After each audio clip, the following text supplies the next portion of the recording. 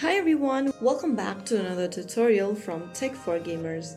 Today in this episode we will be learning how to change your language in Warpath. To change your language in Warpath so that you can enjoy the game in your preferred language, first of all launch open the Warpath game on your device and make sure that you're logged in. Once you're inside this main lobby screen, go ahead and tap on your profile icon at the top left corner.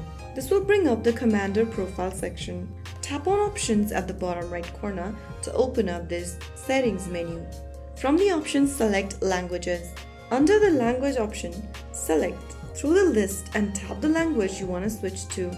Soon after you select the language, click on OK at the bottom and then click on OK to download the language pack to change to the language that you are trying to select. Once you complete the download process, you will be able to restart your game with your chosen language. So there you have it.